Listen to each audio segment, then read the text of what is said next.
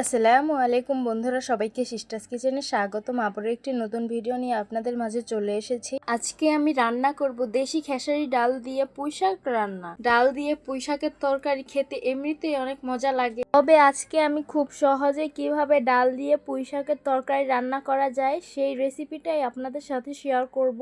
তো চলুন এত কথা না বাড়িয়ে ভিডিওটা শুরু করা যাক। এখানে আমি পরিমাণ মতো খেসার ডাল নিয়েছি, সুন্দর করে ধুয়ে একটা পাতিলে সিদ্ধ করতে বসিয়ে দিলাম। তো দেখতেই পাচ্ছেন ডালটা সিদ্ধ হয়ে গেছে। এখন রান্না করতে চলে আসলাম। চুলায় কড়াই বসিয়ে দিয়েছি, কড়াই গরম হয়ে গেছে। পরিমাণ মতো সয়াবিন তেল দিয়ে দিলাম। তেল গরম হয়ে গেছে, পেঁয়াজ কুচি দিয়ে হালকা ব্রাউন কালার করে ভেজে নিতে হবে। পরিমাণ মতো আদা রসুন বাটা দিয়ে দিব, পরিমাণ মতো হলুদ মরিচের গুঁড়ো দিয়ে দিব, স্বাদ মতো লবণ দিয়ে দিব, সামান্য একটু পানি দিয়ে মশলাগুলো খুব ভালোভাবে কষিয়ে নিব। কয়েকটা কাঁচামরিচ দিয়ে দিব। মশলাগুলো খুব ভালোভাবে কষিয়ে নিয়েছি। সিদ্ধ করে রাখা ডালগুলো দিয়ে খুব ভালোভাবে কষিয়ে নিতে হবে।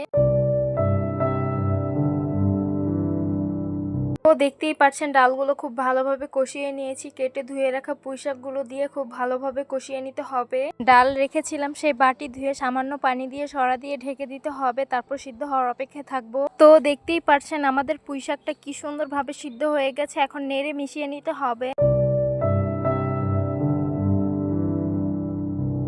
তো দেখতেই পারছেন আমাদের পুঁইশাকের ডালটা হয়ে গেছে। এখন নামিয়ে পরিবেশন করে নিতে হবে। তো গরম গরম পুঁইশাকের ডালটা পরিবেশন করে নিলাম। দেখতে খুবই লোভনীয় লাগছে আর খেতে কিন্তু খুবই মজা হয়েছে। তো আশা করছি আজকের ভিডিওটা আপনাদের কাছে অনেক বেশি ভালো লাগবে। ভালো লেগে থাকলে আমাদের ইউটিউব চ্যানেলটি সাবস্ক্রাইব করবেন, আর যারা আমার ফেসবুক পেজ থেকে দেখছেন পেজটিকে ফলো করবেন। সবাই ভালো থাকবেন, সুস্থ থাকবেন আর সিস্টার্স কিচেনের সাথেই থাকবেন। আবারও কথা হবে কোনো নতুন ভিডিওতে। আল্লাহ হাফেজ।